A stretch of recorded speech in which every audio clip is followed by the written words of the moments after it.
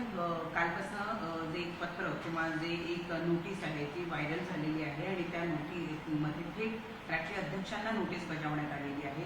याबद्दल पक्षाची भूमिका काय आहे? पक्षाच्या अंतर्गतच अशा पद्धतीनं पक्षातल्या अध्यक्षांना चॅलेंज केलं जातं। मुळात हा कोणाला या पद्धतीने नोटीस पाठवणं आणि त्यांच्या अधिपत्याखाली किंवा त्यांच्या अधिकाराखाली हे सगळ्या नोटीस पाठवण्याला त्यांना अधिकार आहे नाही आहे हाच मुळात आमच्यासारख्याला पहिल्यांदा संशय आहे। राष्ट्रवादी काँग्रेस पक्षाच्या घटनेनुसार अशा पद्धतीची नोटीस घेणं आणि देणं या सगळ्या गोष्टींना कायदेशीर मला असं वाटतं फार काही महत्त्व देण्याची आमच्यासारख्यांना काही आवश्यकता वाटत नाही। पण त्यांनी थेट आव्हान दिलं आहे तेही अध्यक्षपदाला सुनेत्रा पवारांचं अध्यक्षपद अवैध असल्याचं त्यांनी ते वकिलांमार्फतच ही नोटीस पाठवण्यात आली आहे। मग नेमकं घडलं काय त्या बैठकीत 26 तारखेच्या की ते थेट अध्यक्षपदाला तुमच्या चॅलेंज करतायत?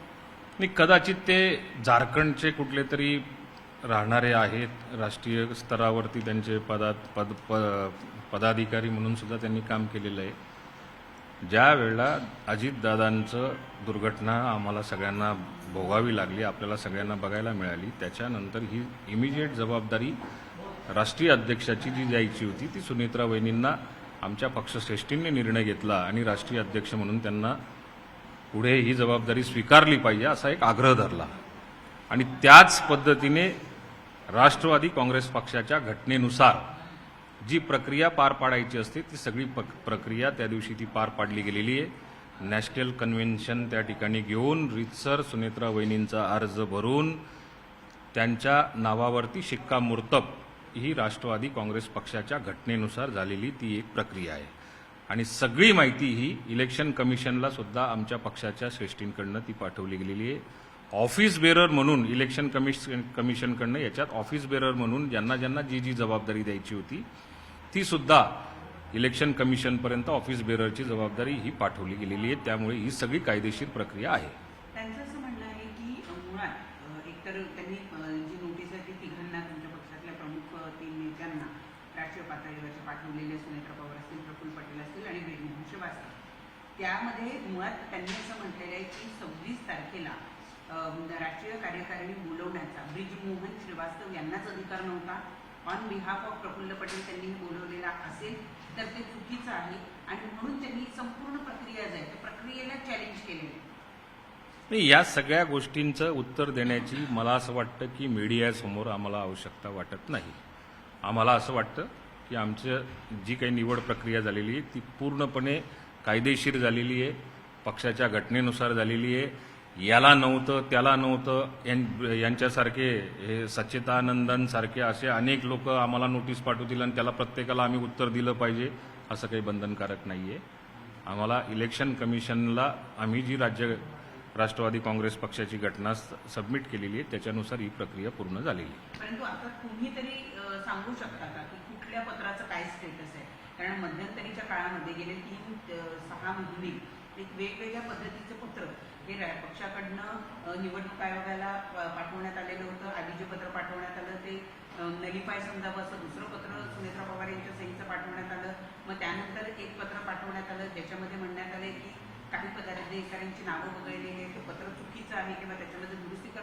नेमकं स्टेटस काय? वारंवार एक आपल्याला सर्व राष्ट्रवादी काँग्रेस पार्टीच्या माध्यमातून आपल्याला एकच सूचना देतो, एकच या ठिकाणी नम्र विनंती करतो, याच्याने केवळ फक्त महाराष्ट्रामध्ये द्विधा मनस्थिती निर्माण करण्याचा हा एक उद्योग चाललेला आहे। पहिलं पत्र गेलं काय आणि दुसरं पत्र गेलं काय, इतर पक्षांची अशी कुठली चर्चा होत नाही। आमच्या नियुक्त्या ज्या झालेल्या असतील त्या नियुक्त्या ह्या सर्व संमतीने झालेल्या आहेत। त्या नियुक्त्यांमध्ये थोडाफार काही बदल करायचा असेल तर आमच्या पक्षाच्या नेतृत्वाने, त्यात प्रफुल्ल पटेल साहेब असतील, भुजबळ साहेब असतील किंवा तटकरे साहेब असतील, यांनी सुनेत्रा वहिनींबरोबर चर्चा करून त्याच्यावरती जे काही फेरफार करायचे असतील त्याच्या सूचना कदाचित त्यावेळी दिलेल्या असतील आणि त्या सूचनांचं पालन हे पक्षश्रेष्ठींकडनं किंवा त्याच्यावर निर्णय प्रक्रिया जी करायची असेल, राज्यातले काही आपल्याला समजा पदाधिकारी नेमायचे असतील, काही रिक्त जागा असतील त्याच्यावर सुद्धा त्याची चर्चा झालेली असेल। मला असं वाटतं, मला जी काही माहिती आहे त्या माहितीनुसार ही सगळी प्रक्रिया जी आहे ती आमच्या पक्षश्रेष्ठीतल्या, आमच्या कोर कमिटीतल्या नेत्यांनी ती केलेली आहे आणि ती योग्य पद्धतीने पुढे चालणार आहे। तुम्ही म्हणताय काही आढावा घेतला जाणार की कोण आहे जे अशा पद्धतीनं वारंवार पक्षाच्या अंतर्गत पत्र जी आहे ती बाहेर आणताय किंवा जाणीवपूर्वक वाद निर्माण करताय? पक्षातले झाडीचे शुक्राचार्य कोणी आहेत का? नाही, असं म्हणण्याचं काही कारण नाही. पक्षाचं शेवटी हा ओपन प्लॅटफॉर्म असतो आणि ओपन प्लॅटफॉर्म ज्यावेळेला असतो ह्या सगळ्या गोष्टींची माहिती जी असते ही ऑन रेकॉर्ड इलेक्शन कमिशनपर्यंत पोहोचलेली असते. पोहोचेपर्यंत पक्षातली अंतर्गत सिस्टीम जी असेल ती अंतर्गत प्रक्रिया जी असेल ती आम्ही गुपित पद्धतीने आमच्या पद्धतीने पक्षाला हितकारक जी असेल ती ठेवण्याचा प्रयत्न करतो. त्यामुळे कोणाला डिस्क्लोज होईल, कोणीतरी पाठवतं याची म्हणण्याची काही गरजच नाही. ते ओपन होणारच आहे. त्यामुळे त्याला असं कोणाला तरी ब्लेम करायचा, कोणाला तरी टार्गेट करायचं, कोणाला तरी बदनाम करण्याचं काही आवश्यकता वाटत नाही. आमच्या पक्षामध्ये एक संघ निर्णय घेणारे सगळे नेते आहेत. 2 गट यामध्ये कुठेतरी आहेत असं पाहायला मिळतं. कोण नक्की यामध्ये? प्रफुल्ल पटेल यांच्या संदर्भात सुद्धा चर्चा वेगळी केली जाते, एकीकडे सुनेत्रा पवार यांच्या संदर्भात चर्चा वेगळी केली जाते. हा, नक्की 2 गट तुम्हाला म्हणायचं असेल किंवा मला जे तुम्हाला सांगायचे 2 गट आहेत. पण यांच्या गटामध्ये हा गट आहे आणि ह्या गटाचा समावेश ह्या गटात आहे. त्यामुळे एकमेकाच्या गटामध्ये सगळे गट असल्यामुळे अनेक 50 गट जरी असले तरी ते एकमेकाच्या गटामध्ये असले आहेत. त्याच्यामुळे 2 गट 4 गट असं आपल्याला म्हणण्याचं काही कारण नाही. बरं, आज आता हे जे काही प्रकार झाले या प्रकारानंतर पक्षांतर्गत काही चौकशी करून कोणावर कारवाई केली जाणार आहे? नक्की याच्यामध्ये पक्षश्रेष्ठींबरोबर किंवा पक्षाची कोर कमिटीची मीटिंग बसेल, राष्ट्रीय स्तरावर बसेल, राज्याच्या स्तरावर बसेल आणि नक्की याच्यावरती चिंतन मनन केलं जाईल. आज जी काही नोटीस आलेली होती खरं तर त्यांनी पक्षाच्या श्रेष्ठींकडे याच्या अगोदर एक तर तोंडी किंवा लेखी स्वरूपामध्ये मांडायला पाहिजे होतं की अशी मला प्रक्रिया काही आवडत नाहीये, मला पटत नाहीये किंवा माझं काही याच्यामध्ये दुसरं मत आहे असं मांडण्याचा त्यांना अधिकार होता. पण निवड प्रक्रिया संपल्यानंतर आता 5-4 महिन्यानंतर त्यांना जाग आलेली असेल तर ते कुठेतरी चुकलेलं आहे. पक्षश्रेष्ठी नक्की त्यांच्याशी चर्चा करतील, त्यांना कदाचित पत्राद्वारे लेखी खुलासा मागतील.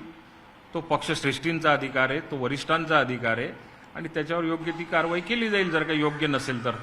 पाटील साहेब, पक्षश्रेष्ठींना नेहमी अडचणीत आणण्याचा प्रयत्न हा केला जातो यातून असं पाहायला मिळतंय.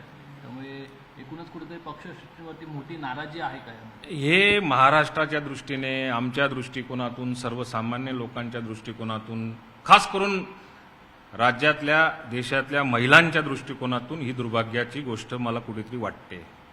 एक राज्याची महिला एवढं दुःखद घटना झाल्यानंतर सुद्धा त्यांच्याकडे ही नेतृत्वाची जबाबदारी स्वीकारली आणि त्यांना राष्ट्रीय अध्यक्ष म्हणून पक्षाने जर का सगळ्या या नेत्यांच्या माध्यमातून राष्ट्रीय अध्यक्ष म्हणून जर का त्यांची निवड प्रक्रिया पूर्ण केलेली असेल, त्यांना राज्याच्या पहिल्या उपमुख्यमंत्री म्हणून काम करण्याची संधी महायुतीमध्ये मुख्यमंत्री किंवा एनडीएच्या माध्यमातून त्यांना जर का परत ती दुसरी संधी दिलेली असेल तर हे कुठेतरी कोणाला तरी खटकत असेल, वाईट वाटत असेल.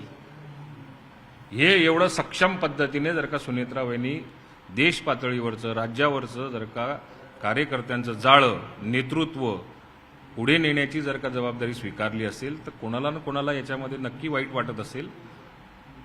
त्यामुळे ते वाईट वाटणाऱ्यांची संख्या असणार आहे, ही दुर्भाग्याची गोष्ट आहे. पण मला आत्मविश्वास आहे की सुनेत्रा वहिनी ह्या सक्षम आहेत. आज ना उद्या ह्या महाराष्ट्रामध्ये वेगळं नेतृत्व तुम्हाला येणाऱ्या काळामध्ये दिसेल. त्यांचे निर्णय दिसतील, त्यांची प्रक्रिया दिसेल आणि त्यांचं काम सुद्धा दिसेल.